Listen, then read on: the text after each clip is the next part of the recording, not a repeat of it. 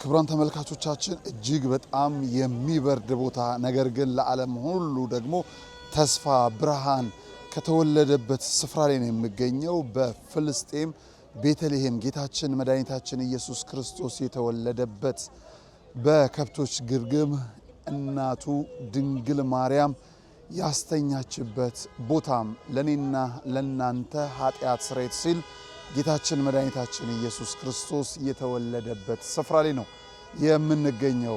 ወደዚህ ቦታ ለመምጣት እግዚአብሔር አምላክ እርሱ ባለቤቱ ይፍቀድላችሁ። መብርሃን ድንግል ማርያም ከልጇ ከወዳጇ ታማልዳችሁ። እንግዲህ ጉዟችሁን ለማድረግ ደግሞ በዮድ አቢሲኒያ የጃንደረባውን ጉዞ ማድረግ ብትችሉ እንዲህ ጌታችን መድኃኒታችን ኢየሱስ ክርስቶስ የተወለደበትን ቤተልሔም አለፍ ሲልም ደግሞ ከዚህ የእረኞቹ ዋሻ ጌታችን መድኃኒታችን ኢየሱስ ክርስቶስ በተወለደ ጊዜ እረኞች ያዩበትን ስፍራ ከብቶቻቸውን ዘግተውባቸው የመጡባቸውን ስፍራ ተመልክተናል። እዚህ ከጀርባዬ ደግሞ የቤተልሔም አደባባይ ከመላው ዓለም የሚመጡ እርሱን የሚያምኑ ለክብሩ የሚሰግዱ ደግሞ ታምራቱን ለማየት የሚመጡ ጎብኝተው የሚመለሱበት ትልቁ አደባባይ ስፍራ ነው ቤተልሔም አደባባይ። ሰላም እግዚአብሔር ከሁላችን ጋር ይሁን። እኛ እዚህ ደርሰናል። እኛ ያየነውን ለማየት እመብርሃን ፈቃዷ ይሁን።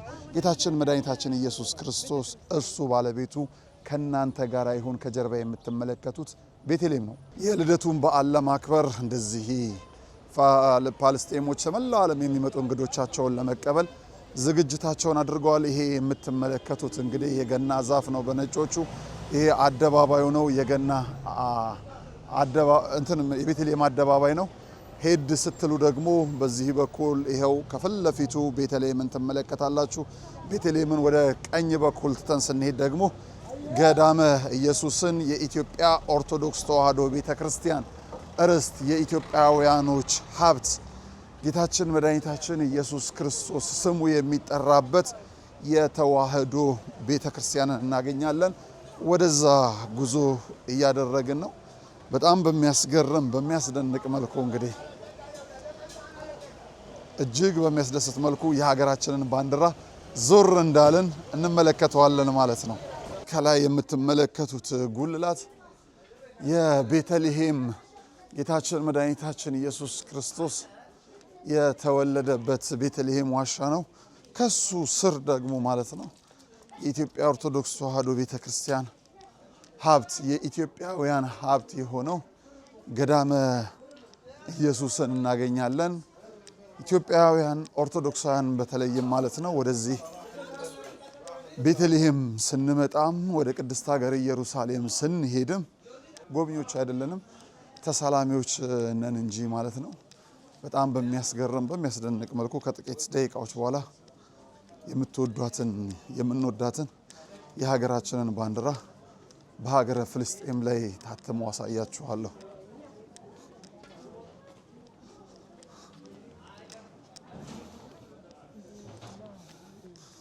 ይሄው አሁን ደግሞ በፍልስጤም ውስጥ በኢትዮጵያ ኦርቶዶክስ ተዋሕዶ ቤተክርስቲያን ቤተልሔም ገዳመ ኢየሱስ ገዳም ውስጥ ነው የምንገኘው ማለት ነው።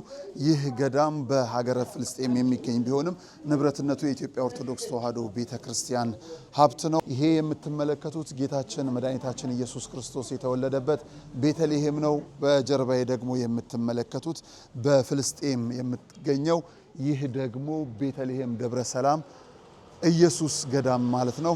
ኑ አብረን እንግባ። እግዚአብሔር አምላክ ዓለምን ከፈጠረበት ጥበቡ ይልቅ ዓለምን ያዳነበት ጥበቡ ይበልጣል። በእኛ ዘመን ደግሞ በገዳም ያሉ መነኮሳት ከሚደርስባቸው ምድራዊ ፈተና በበለጠ የሰማዩ ቤታቸውን በመናፈቅ የሚያደርጉት ተጋድሎ እጅጉን ያስደንቀኛል። በገዳም ያሉ መናንያን ለሰማዩ ክብር የሰው ልጆች እንዲበቁ ሀገር ሰላሟ እንዲበዛ ክረምቱን በጎርፍ ተፈትነው የበጋውን ሐሩር ተቋቁመው ስለኛ ከጸለዩ የምድራዊ ችግራቸውን ለመቅረፍ እኛ ለምን አለንላችሁ አንላቸውም። ጾሙን የበረከት እንዲያደርግልን ጸሎት ልመናችንን ደግሞ የድንግል ማርያም ልጅ መድኃኔዓለም እንዲቀበልልን የሙታንሳ ማር ቅዱስ ሚካኤል አንድነት ገዳም አባቶቻችንን በዓታቸውን እንገንባ። የሁሉ እመቤት በሰማይ በምድር አቁራሪተ ማይ ምራገ በጸሎት ሲነግሩሽ ሰሚነሽ ኪዳነ ምሕረት የዘመን ብዛት ያስጌጣት የጸጋ ሙላት ያልተለያት ለፈውስ ድህነት የምትጣራ ወደ ሰሚነሽ ኪዳነ ምሕረት ለመሄድ ማነው ባለተራ? ይህች ገዳም ታሪክ ከባለቤቶቹ ጋር የከተመባት ፈዋሽ ጸበል ላያልቅ የፈለቀባት እንቁ ቤታችን ናት። አንጎለላ ጽራርያም ሰሚነሽ ኪዳነ ምሕረት ገዳም ቀርበው የውስጥን ጭንቀት ላወያዩት እረፍትን፣ ቆይተው ከጸበሏ ለተጠመቁ ድህነትን፣ ደርሰው ከደጇ ለረገጡ በረከትን የምትሰጥ እናትን ዘወትር ቅዳሜና እሁድ ወደ ገዳሟ በሚደረግ ጉዞ ተሳልመው ይመለሱ። ለበለጠ መረጃ ከስር በምታዩት የገዳሟ የጉዞ አዘጋጆች ስልክ ቁጥሮች ይደውሉ።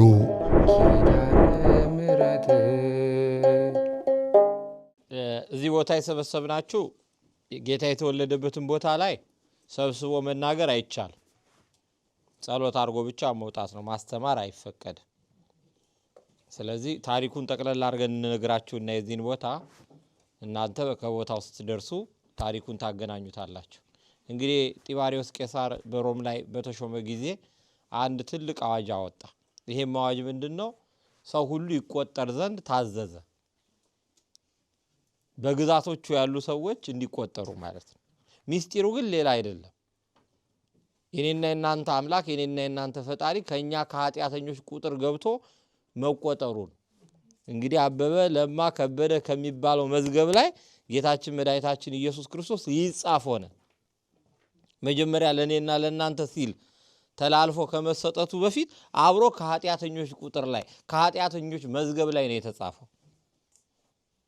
እንግዲህ ዝርዝር ውስጥ አለ ማለት ነው። ከበደሉ ሰዎች ኃጢአት ከሰሩ ሰዎች ዝርዝር ላይ የኔና የናንተ አምላክ በትህትና አብሮ ተጻፈልን ማለት ነው። ስለዚህ እንዲጻፍ ደግሞ የታዘዘው ሁሉም በየነገዱ ነው። 12ቱ ነገደ እስራኤል ከግብጽ ባርነት ነፃ ከወጡ በኋላ ወደዚህ ሲመጡ ኢያሱ ርስት አካፍሏቸው። ርስት ያልተካፈሉት ሌዋውያን ካህናት ብቻ ናቸው። ለምን? ሌዋውያን ካህናት ማረስ አይጠበቅባቸው።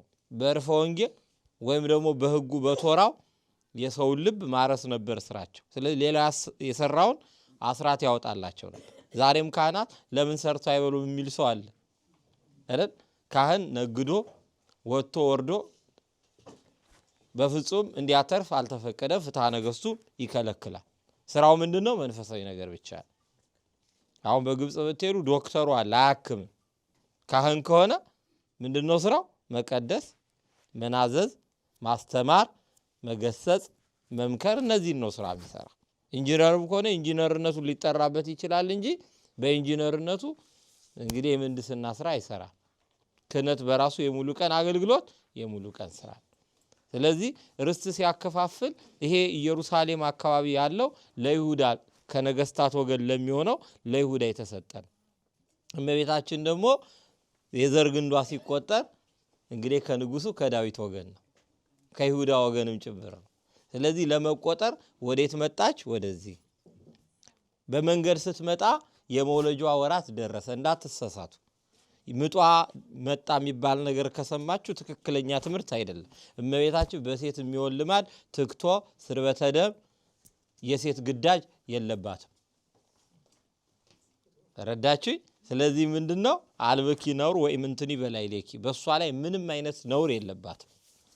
በሰው የሚመጣ ነውር፣ ጉድፍ፣ ነውር፣ ነቀፋ የሌላት ንጹህ የሰርግ ልጅ ናት እመቤታችን አባ ጊዮርጊስ ዘጋስጫ እንደሚነግረን። ስለዚህ በዚህ ቦታ ስትመጣ ማደሪያ ፈልጋ ነበረ። በእንግዶች ማረፊያ ማደሪያ አልተገኘላቸው። ከቃሉ ጋር ናችሁ? ማደሪያ አልተገኘላቸው። ዓለም ለክርስቶስ ማደሪያ ከለከለች። እየሰማችሁ ነው አይደል? አያችሁ? ክርስቶስን ያልተቀበለች ዓለም እኔና እናንተን አልተቀበለችኝም ብላችሁ መነጫነጭ መበሳጨት አለባችሁ? ለፈጣሪዋ ሆናለች እንዴ? ስለዚህ እመቤታችን የምትስተናገድበት ዓለምን የያዘ በማልጁ አሐዚ ዓለም በራሁ ኩሉ ውስጥ እዴሁ የተባለ ዓለምን በማልጁ የያዘው መድኃኔ ዓለም ክርስቶስ በያዘው ነገር ላይ ሊወለድ ሲመጣ ማንም አልተቀበለው። ዓለም አልበጀው። እንግዲህ ሲመጣ እንደ እንግዳ ደራሽ እንደ ውሃ ፈሳሽ ሆኖ አልመጣም። በብስራት ነው የመጣው። አስቀድሞ እመቤታችን ቅድስተ ቅዱሳን ድንግል ወላዲተ አምላክ ለዮሴፍ የታጨችው የት ነው? ናዝሬት። ከዚህ ወደ 200 ኪሎ ሜትር ይርቃል። ለአንድ ዮሴፍ ለተባለ ጸራቢ የአናጺነት ስራ ለሚሰራ ሰው ነው የታጨችው ከደሃ ቤት።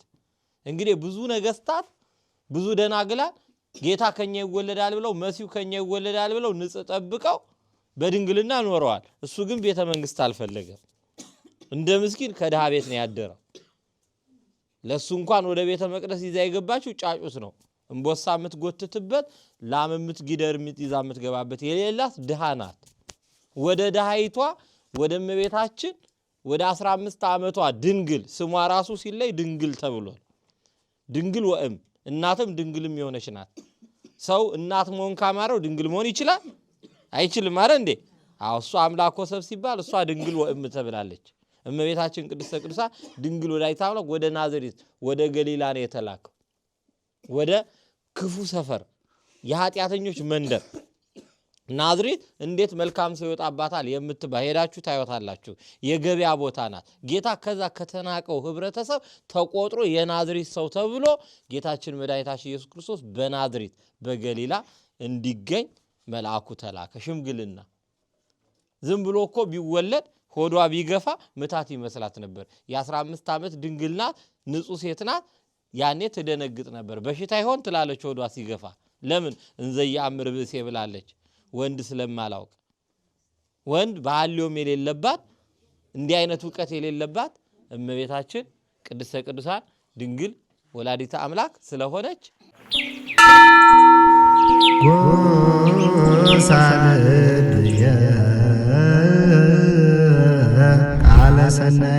የምስራች ለተዋህዶ ልጆች ቅዱሱ ጽዋ ከተሰወረበት መልአኩ ቅዱስ ዑራኤል በተገለጠበት ኑ ወደ እመጓ እንጓዝ ጸበል ለመጠጣት።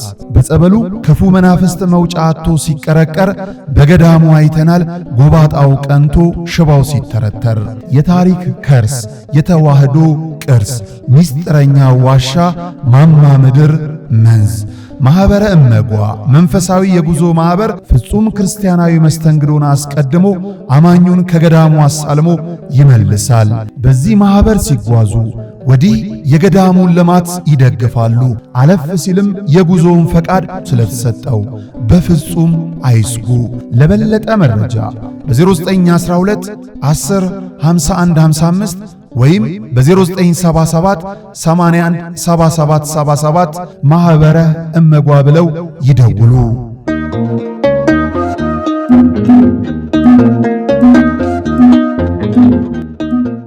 ስለዚህ ገብርኤል መጥቶ እየሰገደ እንደውም አባቶቻችን በትርጓሜ እንደሚነሩ አምብሮስ የተባለው የቤተክርስቲያናችን ሊቅ እንዲሁም ያዕቆብ ዘስሩግ የሚባለው ትልቅ ድርሳን አለው።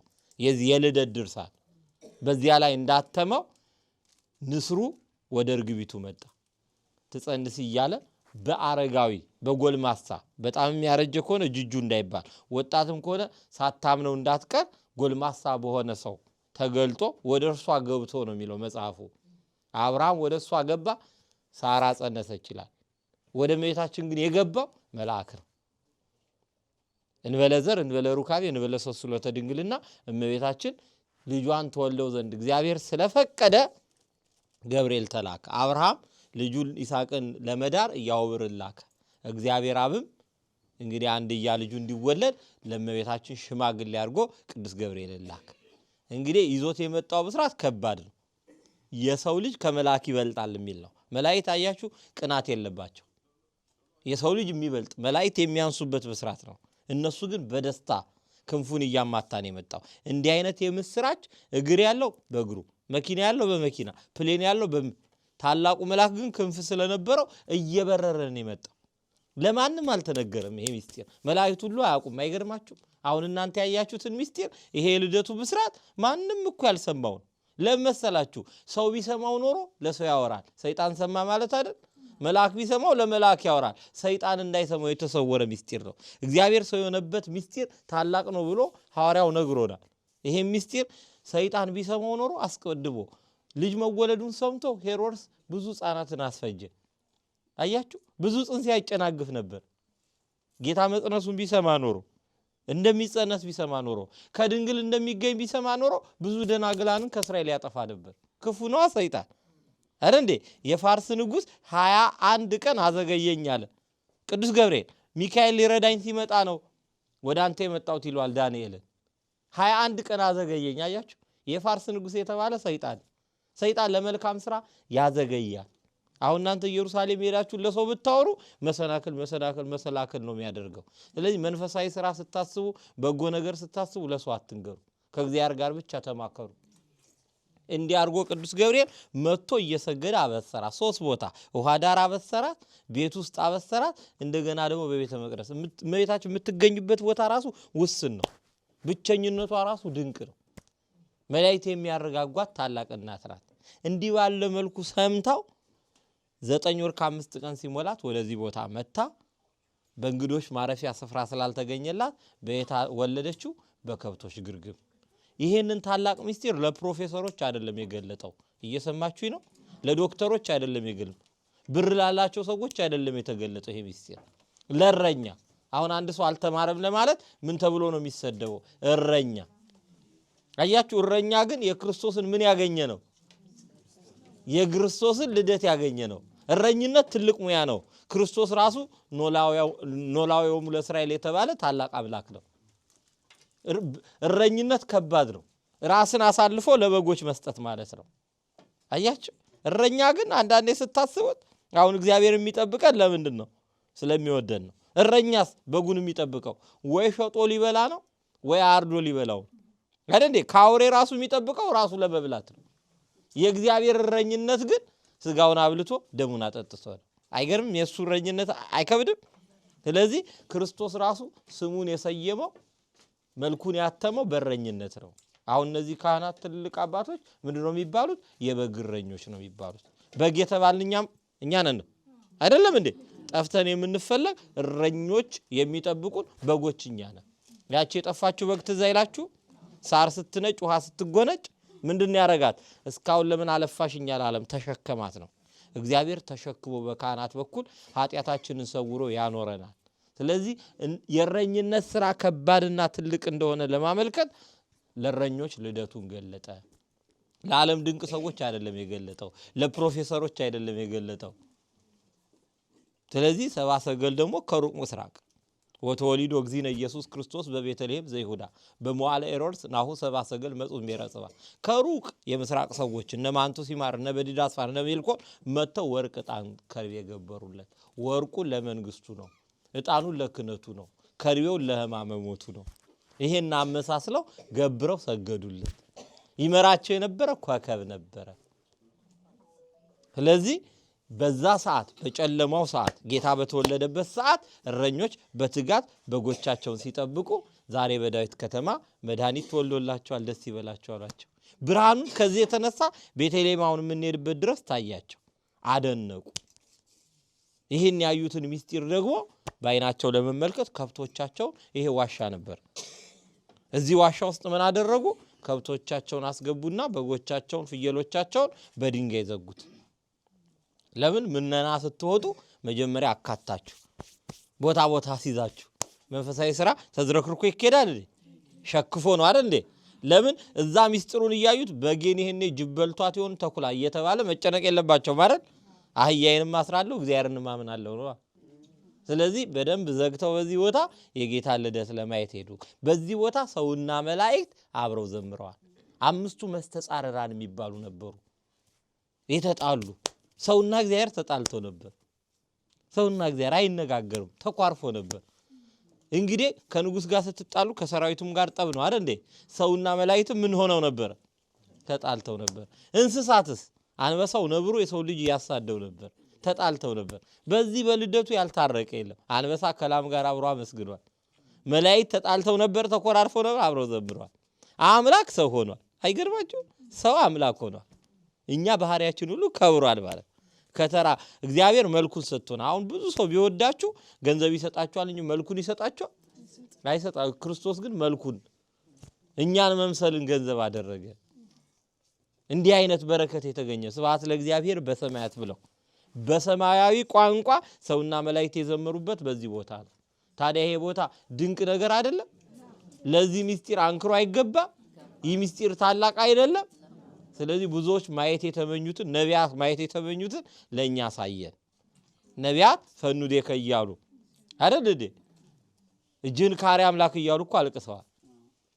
ፈኑ ብርሃንከ ጽድቀከ እያሉ ጮኸዋል። ብርሃንና ጽድቅን ላክልን እያሉ ይቲኬ መድኃኒት እንተ አሰስዋ ወድዋ ነቢያት ጴጥሮስ ነው የነገረን። በአንደኛ ጴጥሮስ ምዕራፍ 1 ላይ ነቢያት ታክተው በደንብ የፈለጓት እውነተኛ መድኃኒት እቺ ልደቱ ናት። ክርስቶስ የሆነበት ተወልዶ ነው ስጋውን የሰጠን ደሙን ያፈሰሰው። ስለዚህ ይሄን ሁሉ ምስጢር ያየንበት አካባቢ ይሄ ቦታ ነው። አስቀድሞ ዳዊት ተወልዶባታል። የዳዊት ልጅ ኢየሱስ ክርስቶስ ደግሞ በዚህ ቦታ ተወልዶባታል። የዚች ቦታ ውሃዋ ራሱ ልዩ ነው። ሊሞት ሲል ከቤተልሔም ውሃ መጠጣት ተመኘ ይላል።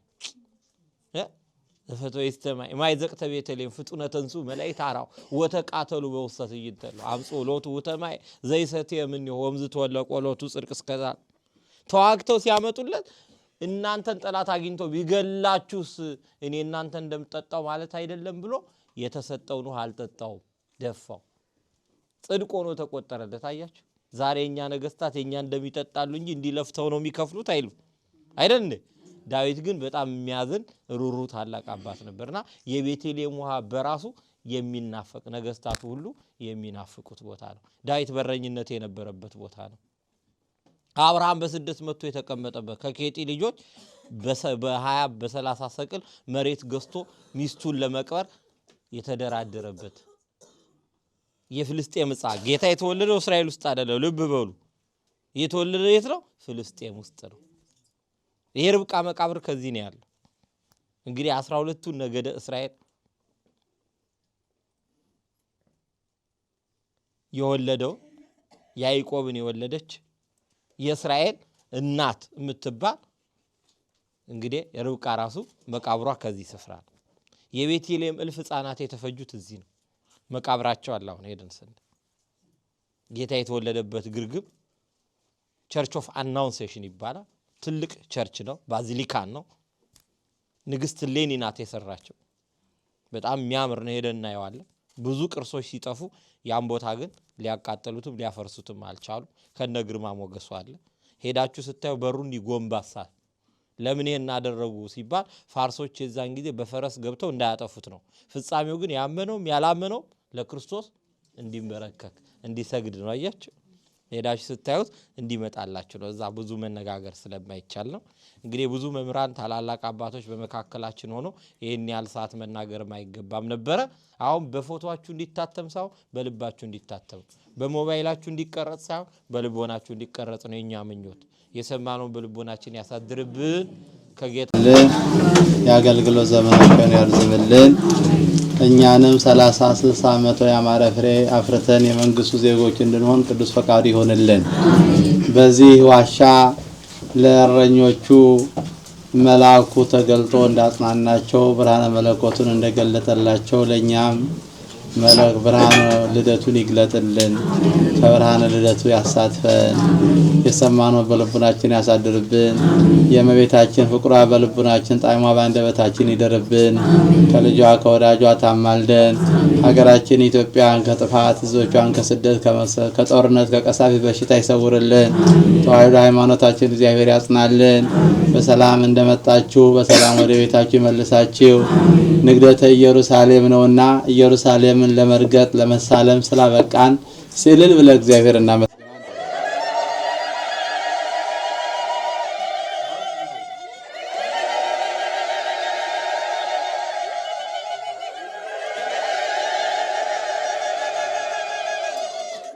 እኛ ቱሪስቶች አይደለንም። እኛ አማኞች ነን። እኛ የእግዚአብሔር ልጆች ነን። እኛ የድንግል ማርያም ልጆች ነን።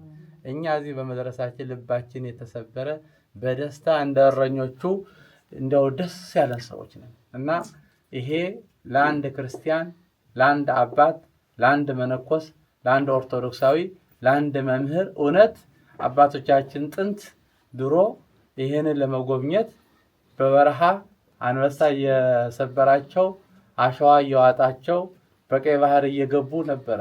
እኛ ግን በዘመናችን ደግሞ እንዲህ በዘመናዊ ሁኔታ መተን ግን እነሱ ያገኙትን በረከት የነሱ ጊዜ የነበረ ጌታ አሁንም ያለ አምላክ ድንግል ማርያም እሷ ሆና ይሄንን በረከት በማግኘታችን ደስ ብሎናልና ይሄ እንግዲህ እንደረኞቹ እኛም ደስተኞች ነን። ለዛም ደግሞ በልደቱ ደስ በሚለው በልደቱ ይሄንን እድል ስላገኘን እኛ በእውነቱ እግዚአብሔርን ልናመሰግነው ይገባል።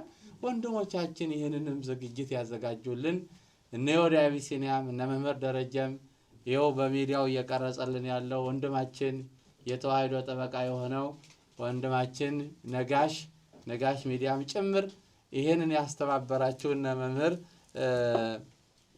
ሰሞን ገውሪ እንግዳ ወርቅ ሌሎቻችሁም በረከት እንድንቀበል ምክንያት ሆናችሁናልና እናመሰግናችኋለን። እግዚአብሔር ጋር አገናኝታችሁናልና እናመሰግናችኋለን። እኔ በህይወቴ ስመኝ ነበረ በኢትዮጵያ ገዳማት አይታችሁ ከሆነ ደብረ ሊባኖስ አምሳለ ኢየሩሳሌም ነው የምትባለው። እግዚአብሔር ለቅዱሳኖቹ ሁሉ ቃል ኪዳን ሲሰጥ ምንድነው የሚለው መሰላችሁ? እንደ ኢየሩሳሌም እንደ መቃብሬ እንደ ጎልጎታ እንደ ቀራኒዮ እንደ እናቴ እንደ ጌቴሴማኒ እንደ መቃብሬ እያለ ነው የሚሰጠው። ኢየሱስ ትልቁ ነገር አድርጎልናል። አምነን ነው የመጣነውና ይሄ ደግሞ ተደርጎልናል፣ ሆኖልናል፣ በእምነት ተቀብለናል። እንኳን ደስ ያላችሁ ክርስቲያኖች።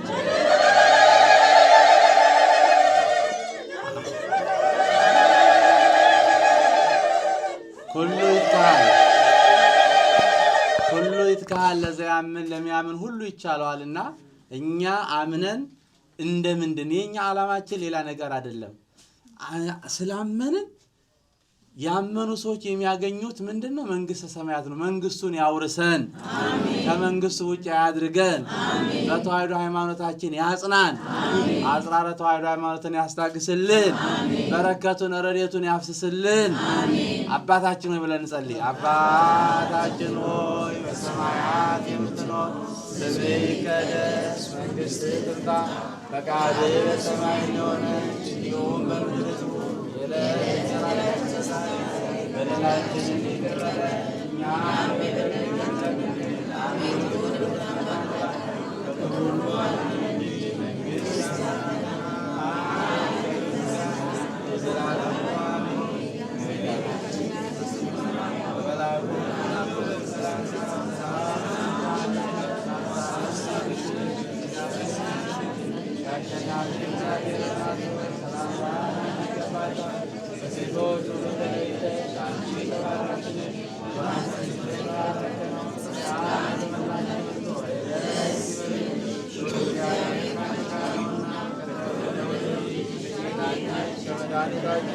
ኢየሱስ ክርስቶስን ይቅርታና ምሕረትን ለምኝልን ኃጢአታችን ያስተሰርይ ዘንድ ለዘላለሙ አሜን። ኦ እግዚእ ኢየሱስ ክርስቶስ ስርየ ኃጢአቴ ወኃጢአተ ኩሉ ሕዝበከ ስናውቅ በድፍረት ሳናውቅ በስህተት ሰይጣን ሸመቀው መንፈስ ቅዱስ ባወቀው የማይሰራ ኃጢአት እግዚአብሔር ይፍታ።